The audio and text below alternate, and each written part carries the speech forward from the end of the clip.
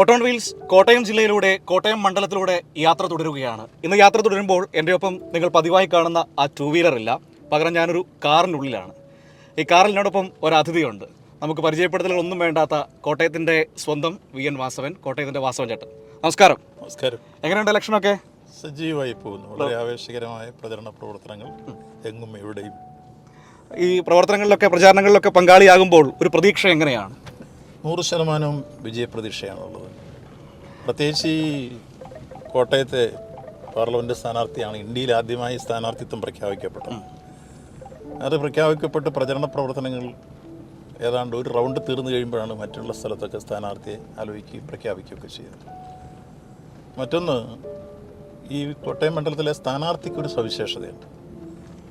Indian പാർലമെൻറ്റിലെ കേരളത്തിൽ നിന്ന് പോയ 20 MPമാരിൽ 100% ഫണ്ട് ചെലവഴിച്ച് A+ നേടിയ ഏക MP ശ്രീ തോമസ് ചാഴികാടനാണ്. അത് നേരത്തെ തന്നെ ഇവിടെ ആഘോഷിക്കുകയും അയാളെ ആദരിക്കാൻ വേണ്ടി ഞങ്ങളെല്ലാം ചേർന്ന് വലിയ പരിപാടി സംഘടിപ്പിക്കുകയും നാടാകെ നെഞ്ചേറ്റുകയും ചെയ്തു. ആ ഒരു ശൈലി. അപ്പോൾ 100% ഫണ്ട് ചെലവഴിച്ചു എന്നുള്ളത് വെറുതെ വിൺവാക്ക് പറഞ്ഞതല്ല, വെബ്സൈറ്റിൽ അത് കൃത്യമായി രേഖപ്പെടുത്തിയിട്ടുണ്ട്. 1 രൂപ പോലും പാഴാക്കിയില്ല. രണ്ടാമത്, ഈ കോട്ടയത്തിൻ്റെ റെയിൽവേ വികസനവുമായി ബന്ധപ്പെട്ട പ്രശ്നങ്ങൾ സമയബന്ധിതമായി ഉന്നയിച്ചതിന് പരിഹാരം കണ്ടിരിക്കുന്നു. ഡബിളിംഗ് ഉൾപ്പെടെയുള്ള വിഷയങ്ങൾ. അതുപോലെ സ്റ്റേഷൻ്റെ വികസനം അത് പൂർണ്ണമാക്കിയിരിക്കുന്നു. ഇനി ഇവിടെ പാസ്പോർട്ട് ഓഫീസ് ഒരു ഘട്ടത്തിൽ നഷ്ടപ്പെട്ടപ്പോൾ അതിനുവേണ്ടി പാർലമെൻറ്റിനകത്തും പുറത്തും പോരാടി ഏതാണ്ട് ചുരുങ്ങിയ സമയങ്ങൾക്കുള്ളിൽ അത് പുനഃസ്ഥാപിക്കാൻ അദ്ദേഹത്തിൻ്റെ ഇടപെടൽ കഴിഞ്ഞു. അത് പുനഃസ്ഥാപിച്ചു. പിന്നീട് ഞാൻ കണ്ട ഏറ്റവും നല്ലൊരു പ്രവർത്തനം, ഈ കോട്ടയം പാർലമെൻറ്റ് നിയോജകമണ്ഡലത്തിലെ ആയിരക്കണക്കിന് ഭിന്നശേഷിക്കാർക്ക് അവർക്ക് വിവിധ തരത്തിലുള്ള ഉപകരണങ്ങൾ ആവശ്യമുണ്ടായിരുന്നു. അതൊരു ക്യാമ്പ് നടത്തി ക്യാമ്പിൽ വെച്ച് അവർക്ക് എന്താണോ ആവശ്യം ആ ആവശ്യത്തിനനുസരിച്ചുള്ള ഓരോ ഉപകരണങ്ങളും വാങ്ങിക്കൊടുക്കാൻ കേന്ദ്ര ഫണ്ട് പ്രയോജനപ്പെടുത്തി വലിയ പരിപാടി കോട്ടയത്ത് ഞാനും ആ പരിപാടി പങ്കെടുത്തതാണ്. അത് ഒരു പക്ഷേ കേരളത്തിൽ ഒരു മണ്ഡലത്തിൽ നടക്കാത്തൊരു കാര്യമാണ്. ഇങ്ങനെ സജീവ സാന്നിധ്യമായിരുന്നു ശ്രീ തോമസ് ചാഴികാടൻ മണ്ഡലത്തിൽ നടന്നിരുന്നു. മറ്റൊരു കാര്യം പറഞ്ഞാൽ, വളരെ പ്രാധാന്യമുള്ള വിഷയമാണ്. കേരളത്തെ അവഗണിക്കപ്പെടുന്ന പ്രശ്നങ്ങൾ വന്നപ്പോൾ ഇന്ത്യൻ പാർലമെൻറ്റിൽ 2 MPമാരാണ് ശബ്ദം ഉയർത്തിയത്. ഒന്ന് ആലപ്പുഴയിലെ ആരിഫും, 2 കോട്ടയത്ത് തോമസ് ചാഴികാടൻ. തുടർന്ന് ഇങ്ങോട്ടുള്ള പ്രശ്നങ്ങളിലെല്ലാം തന്നെ റബ്ബറിൻ്റെ വിഷയം ഉയർത്തി.